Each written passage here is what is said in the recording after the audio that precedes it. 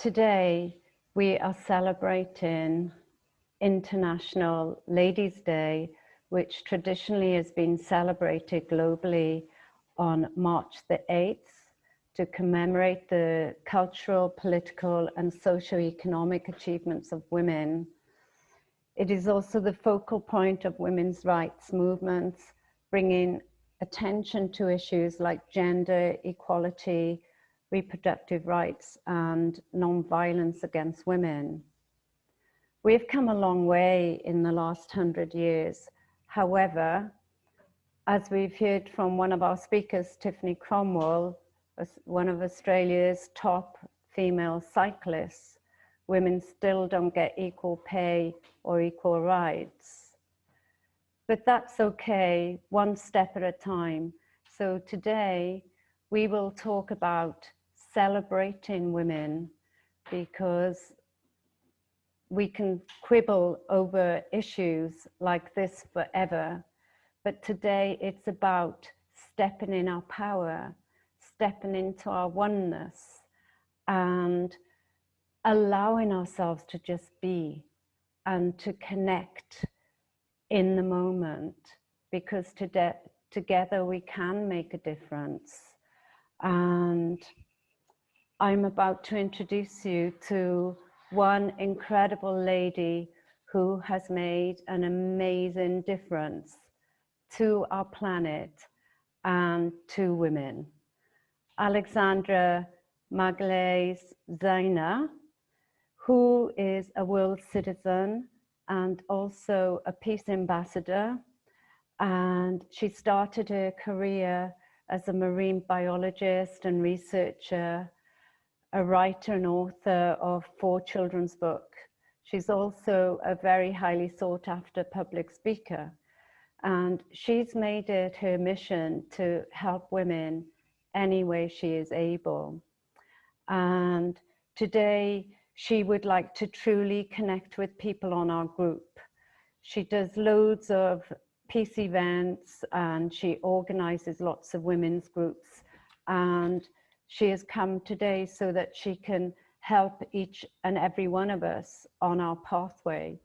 So I'm going to start by asking her some questions so she can open up, because I've met Alexandra quite a few years ago.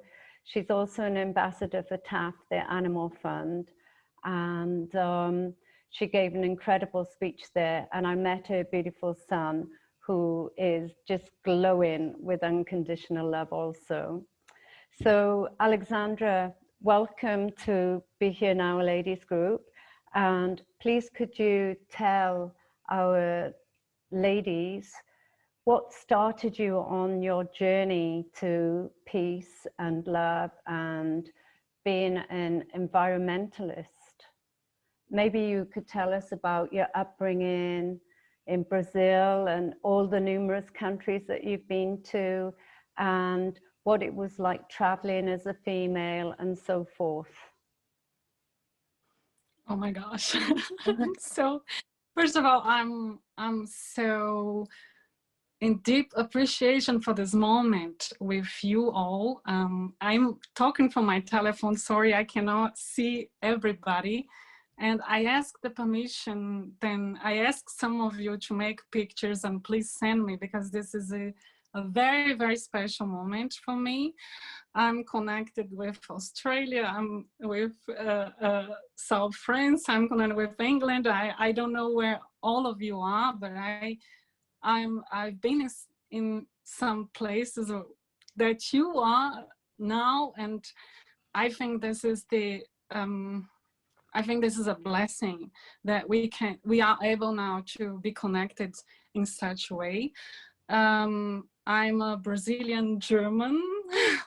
I citizen, so this is, but well, my son said, when we were discussing, making jokes at the same time, because he was born in Austria, and then he said, no, Mom, I'm not a German, I am a citizen of the world. And I was so happy. It was, he was maybe 10, he's now 15. And let's start from the beginning, like what made me go out of Brazil. First of all, I was born on the coast of Brazil, by the Atlantic, by the South Atlantic. Then I started my research career, and I got a scholarship to finish, to have my master degree in Canada. And that was the first step.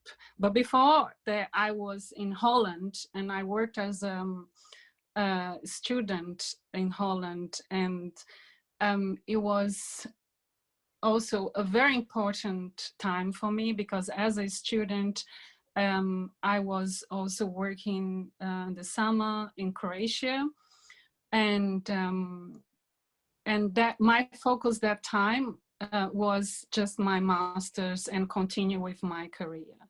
And once I finished my master's, I don't want to get in much details, but I've been back to Brazil.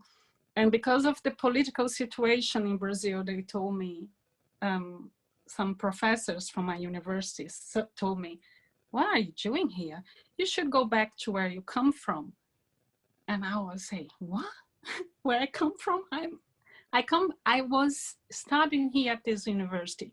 My intention was to come back here and continue and be a professor and continue to do my PhD, and I was faced with a situation where I said, hey, come on, shag it, then stay there, I'm going, really. And well, there was also some, meanwhile, I had met a German guy, and then I got married, and comes my connection with Australia, because when I was then living in Austria, after moving from Canada, I met an Australian lady from Brisbane, and I know there's someone there that I didn't know her name, but she said, well, there's a place where you can go, and maybe with the contacts with the university, you can make your PhD in Australia. And I said, oh my gosh, is that true? And I really did. In year 2001, I sent my application to Brisbane University, and there was some, well, it didn't happen, but I have really this connection with Australia since then. I always met wonderful women from Australia, and they were always like, you know, somehow they had this kind of connection with Earth, with also, like, you know, like Beverly, when we met personally, we talked about this and how important this is to keep this connection with Earth. And that was my quest to, my PhD ended up in a permanent head damage, is to be a mother. I became a mother. And in one, I just wrote something really short on my Facebook page, because my name is very long, but it's how I like to have it, really. Someone told me, hey, you cannot just tell you are an author, you are a mother. I said to the person, she was a very well-known writer in Brazil, and I just said to her, sorry, I wouldn't be who I am now, if I wouldn't be a mother. So motherhood brought me this anchor, brought me this feeling that, well, yes, I'm connected with all women. I am a woman now, I gave birth, I have to take care of this baby. And I was lots of time alone by myself, taking care of my son, and I had to face all the transformation issues that you can think of. I had to face really scary times that I had from the past, connection with families. And anyway, I decided to transform this. And that was my quest to peace. And I'm now here living in the south of Germany, where I started the association Women for Peace. And since 2014, well, 2013, I started the events here, first in Munich and Frankfurt.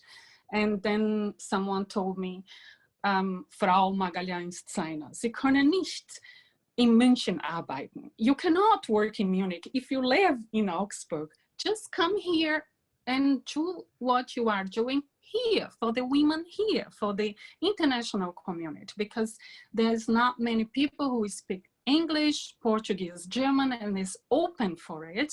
And you are the one who all these women can relate.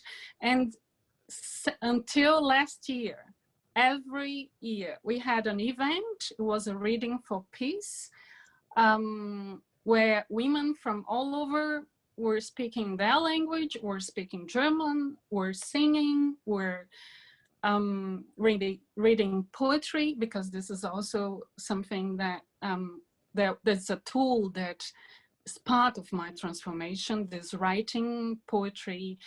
And that was until last year we had this gathering. And this year I just read in December, well, the theme of the year is choose to challenge. And I said, okay, I will do it. I tell you, I'm going to the streets and I will have women with me. I had this vision where we hold each other with one scarf, with our scarf that's long enough to be separated from each other, but we'll hold together and we will be there. And I've done it. I've done it. It was not so easy like I'm telling you, but this is, and one point that really scared me somehow was to see that some women were against this gathering, were against a peaceful gathering. But why? I was asking myself, why is that? But please pay attention to the words, choose to challenge. You know, yes, I did. It was like they say in German, and I know some of you speak German, eine Herausforderung. It was very, very difficult until the last minute, but I managed, and I had flowers. I had 50 flowers for women that were on our circle, and they got the flowers and they were so happy. And I just had some pictures, then also on the Facebook, on our fan page. I continued this quest because it's a daily quest. It's not every day that we are fine and that we can say, hey, today I'm wonderful, but we can do it if we are together. And if we meet people like Beverly, like Kim, that can get us say, hey, let's meet, we at least online, let's make the difference. Let's choose to challenge. We can do it. I believe we can do it. And I'm really, and was for me great to have this connection, because for the other projects that I'm starting, I was thinking that would be wonderful, because if we have really people together that can keep this level of thought and positive and say, yes, we can do it. I'm sure we can. I'm sure. I mean, that's proven, you know. And I think that events, the feedbacks I had also from men, because they say, but how come you allow men for the evening, for our reading? I said, yes, of course I do, because I want to praise also the men that are together with us on the way. Why not? I mean, that's what about. It's about the masculine and the feminine together in one, otherwise all together. I mean, from all, you know, all people that from all ways. I think that this, I believe, and I know that we are spread it out all over, but I think that when we get together, it's such a tsunami. It's such a tsunami of positive thoughts, of transformation, of all good feelings we really can think about. And I'm so happy we have a mom with a baby there, because that's exactly what it's about. We are doing here, I'm doing here not only for me, I'm doing here for the future generation, and especially for the women in my family that could not do this before, you know, that were not able to do this before, including my mom. And your meditation was about this, you know, Beverly, and I'm very thankful because I was bringing all these women, these wonderful women, that really gave me the power. And that's, I never forget the words of Dr. Maya Angelou when she said, be a rainbow in someone's life. Just be a rainbow in someone's life. Make them smile. Make them, you know, when they think about you. Well, I don't say that all the Germans will smile when they think about me. I'm very fierce when I'm speaking German sometimes. I have this urge to really just give my point. It's such a strong language when you want to speak, you know, the truth also. I think that's make the difference, you know, that we can speak other languages, so we accept our difference, and from this difference we make our really our strongest point that we can get, and we show this. And this is the importance. I want to show that each and every one of us, and I know all the ladies that are there, and I want the names and for everybody where they come from, because I think you are lighthouses, you know, exactly now, exactly on this time. We have to have this lighthouse effect and say, hey, here you can come, because the people who know me, they can call me, they can come here anytime, and I will talk with them, and I will be really direct to the point. So what else can I say? I'm really thankful that we are doing this and that I'm with you today and now and today. Thank you, that's wonderful. And we will go round the room shortly. However, I know you do so many incredible things, and I just want to know how you started, because you were a marine biologist, and you know, Yeah. about your work with the mammals and the research, and you've done so much scientific research, and how you feel, because I know from previous conversations you fell in love with animals and nature as a very young child in the Amazon and things like that. And I say to people, you know, you don't have to go to the Amazon. You know, now we're in lockdown in many places. Well, I escaped France to come here so I could breathe and lead a relatively normal place.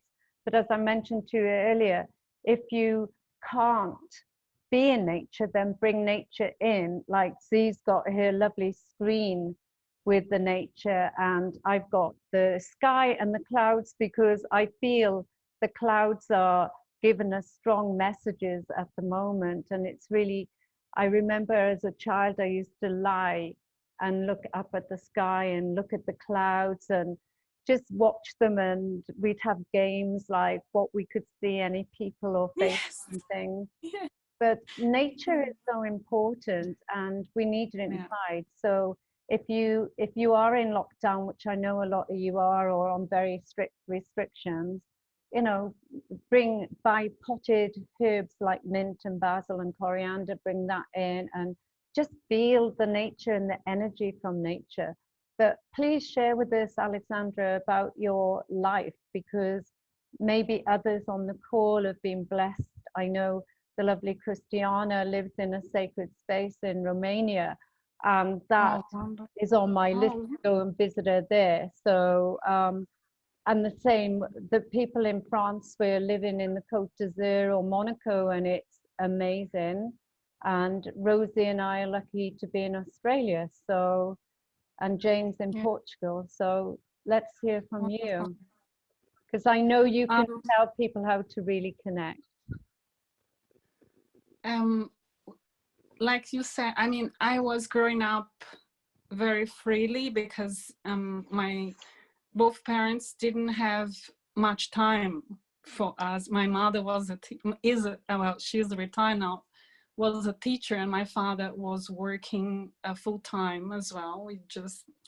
And they both come from farmlands. I mean, they were farmers as children, and there they are, they meet on the city, they married, and they have children, and didn't have time for the children. They would send us to be with the grandparents. So in all my books, the main characters are grandparents. I mean, there's the last book, there's the mom owl. It's a mom owl, but I was growing up with my feet on the ground. I was just having an underwear, just like a really a native person, let's say. And I found out even that, I have really in my blood, I have blood from Black, from Indian, from Portuguese, from Europeans. Anyway, I think that gave me this strength to be connected with the nature and to know where I come from. So I'm not a city person at all. I have to have nature. Otherwise I get really sick. I saw this during my move from Canada, from Newfoundland to Vienna. And Vienna is a big city, it's the capital of Austria. And the first 2 years were very hard for me. So I was growing up with this, and I was really, like I said, very focused on my studies. I didn't want to work with people at all. I just wanted to work with animals. And, life brings you this kind of surprise. Suddenly,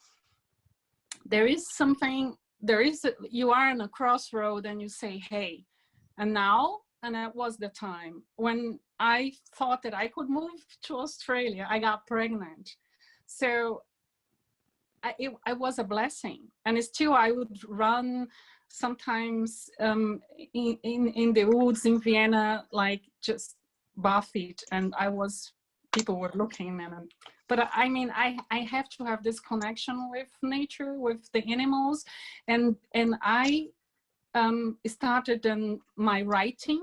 I took serious to write my books, and my books are bilingual books because I wanted my son to learn both languages. He can speak 3 languages anyway. And the first book is about the pink dolphin. It's about a legend that happens in the Amazon. I never lived in the Amazon, but I had 2 aunts who lived in the Amazon, and they felt, they were always telling me all these stories about the pink dolphin. And the women in Brazil, in the north of Brazil, they believe, it's a belief from native people, like when women get pregnant and they don't know their father, so they can say that it was the pink dolphin. And people believe in the village, they believe that. So you have, I just read a couple of years, I think weeks ago, that was a woman was now elected, I don't know, in a very high position in Brazil, but she's a daughter of the pink dolphin. So I was thinking, hey, isn't that amazing? 10 years ago, I wrote this book. 10 years ago, I started this new way to, call people's attention to our animals and to this connection we have with animals. And I'm sure I'm talking about Brazil, but you have in Australia too. You have animals that just live in Australia or England or France or Portugal. I mean, you have this kind of protected nature that belongs to your ecosystem. And even here in Germany, when I'm talking about the pink dolphin for school children also, some didn't believe. And even I have in my Facebook a video from a mother she made from the son, because he didn't believe that the pink dolphin exists. And after he read the book, and he said, oh, she's talking, this is true, this woman.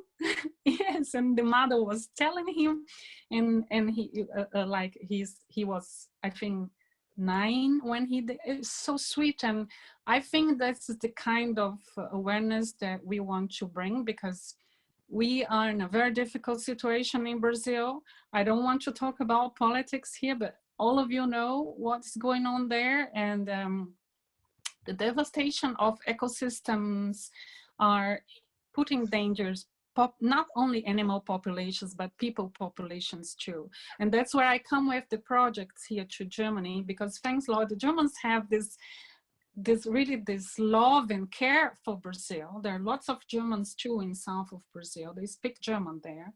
So we have somehow this connection. And on this connection, I work with this, I try to, or I show our art, our culture, our music as a way to connect people and show them, hey, let's work on the basis of what we have together. And this is what touched. And I have to come back to the detail of when you put that picture of myself on the call for today, and I have my hand in my heart, because this is, I think, you know, from Native people, that's how you connect with yourself, because of your heartbeat. A heartbeat is your connection with yourself. And this is one thing that I use all the time, especially in time of crisis and this time of, I have this connection. I try to be in the nature with my hand in my heart connected, and I pray. And I pray, and it was wonderful, your words I also use in my praise. And this is another thing, I think that we are all connected, because I pray that we take this strength, and especially women, especially us. Because if I tell you, in Brazil, who has the strength are the women. You know, are the women who can change this. And we are now in this new era. All of you may know from as above, so below, from all the signs that we are having. And this is what I really do every day. You know, this is an everyday like ritual. I go to the nature. We can go to the nature here in Germany. We can go out alone, and I do this a lot. And this is, I think that all of us can do it and can share with each other. This little practice or little pray, whatever, I mean, you want to call, sorry. No, that's wonderful. And I think the more that people can connect with nature, the better, because at the moment we're living in a very fast world. We're living in a digital world, and it's, even the Dalai Lama said on one of his talks that one of the main causes of stress is social media, because especially with the young children, they put Facebook posts or Snapchat or whatever they're using, because I believe Facebook is for the oldies now, but but even adults are, you know, getting stressed because you put up a post, and then before they go to bed, instead of switching off naturally, maybe go and meditate under the stars, or reading a nice old-fashioned paper book so that you can unwind before going to sleep, they're looking at social media, and the waves from the telephone or computer, you know, is activating your brain, so it keeps you awake for another 2 hours. And if you haven't had the likes that you expect, and you check what your other friends are getting, and then in the morning, instead of waking up naturally and having your shower and making your food with love and eating your food if you have time before going to work or school or study, you know, they're checking the social media, and then that gets you uptight for the rest of the day. So it's a big cycle. So I've been saying for years, you know, when people come to dinner with us, put your phone in the basket. We'll take it out once in the night so we can take photographs, but, you know, we have to have at least one detox. And we do the same when we go on nature walks. It's no phones, only for photographs, and that's it. So, yeah. And when you mentioned about you say the same words as me in the meditation, I truly believe as we're speaking now, my words are going into the collective universal field unless you put them in a bubble of light. So it's like the 100 monkey theory. So one monkey, as I'm sure everybody knows, is washing a potato, and then all of a sudden all the monkeys on the island are washing the potatoes before they eat them, and it's globally. So people can pick that up. Yeah.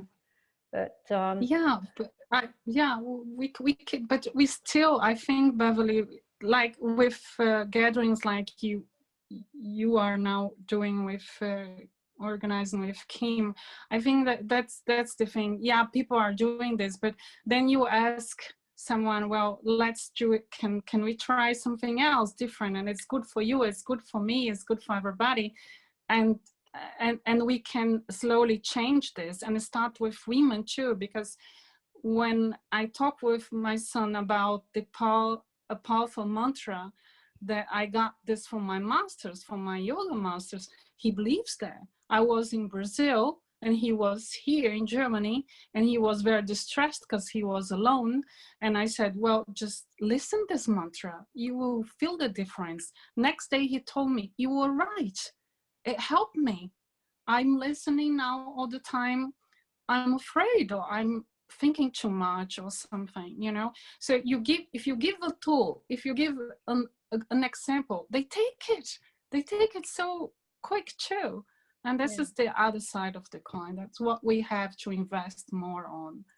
Yeah, so that's a really good tip for everyone on the call who have children, or who's an auntie, or just got friends with neighbors with kids. And what other tips can you give us? Like, we're going through a pandemic. I know you're doing a lot of work around this. So for everyone on the call, what can you suggest? I suggest that we think about our wish to strengthen not only ourselves, our dear ones, but Earth, because this is what will happen. Eventually, we'll be strong enough, and this virus will be like, I was growing up with 1001 virus, whatever in Brazil, you have tons of them. I was in December in Brazil the whole month. And I even had a small event there to call attention to my new project. Everything was fine, you know, and I was all the time, in case of distress, just pray. You believe on pray. You believe on the power of our ancestors, of everybody that was behind here. And most of all, all of us, this is my belief, all of us, we had signed a contract before we came here. So let's make this contract with Earth, with ourselves. First of all, with ourselves, and then share with the others. Pay attention when you are on the airplane. If you have a problem with the oxygen, first you get your mask, and then you give to the other one. So let us be strong enough so we can share our strength with the other. And if you don't have anything, don't share, don't say anything, pray. It's better not to say anything. I'm learning this through this whole situation, because they are always coming with cliches. But you as a Brazilian, what do you think? I said, I'm fine. Except because I'm a Brazilian, because I'm crazy, because I'm a mother. Let me be crazy, let me be fine. I'm fine. And then they laugh and we change the subject. But some people take me serious. So I say, a pray, do you have? I say, yes, I do have a pray. Can you share with me? Yes, I can share with you. I share everything. I mean, and that's what I really, also when I'm in social media, I do my, you know, I go to social media because I have to answer my friends that are all over, and most of all, I give a positive word, and I give hearts to everybody, you know, and I think this is the best medicine. We can take it and share with our loved ones, or even if you don't love someone, just wish them good too, because eventually this dissipates and you go your way. And I'm sure that that's exactly what we are doing in events like this. We are calling the people who think similar, so this is like, you know, a little rock dropping on a lake. Then these waves go further and further. If it drops on the ocean, sometimes it's lost when you compare with the social media, everything. But pay attention when you drop this little rock on a lake, and be this rock. This is what I think each of us, we are anyway, but just that we meditate, also think about this. Thank you. That was wonderful. And would you share your prayer with us, please? You mean one of my prayers? Because one of your prayers, pray. yeah. Because we're Well, celebrating International Women's Day, maybe you can celebrate, share a prayer for all the women on our planet. Yeah, or whatever you feel drawn to. Yes. Yeah, well, I just wanted to say that I pray in 3 languages and I pray sometimes in all this, but one of my let's say main words that it's usually, I cannot say that's only for me, because I listen also some videos sometimes, and I identify myself a lot with the teachings from Abraham Hicks. Yeah. And I also, in times of really distress, like I said, I have my hand on my heart, and I say, Mother, I appreciate what is happening now. It's only attraction, and everything will be fine with me. Thank you. That was beautiful. Thank you all for being here. And Alexandra, thank you so much for your beautiful message, and just a light, you're the rainbow today shining on all of us. So thank you very much.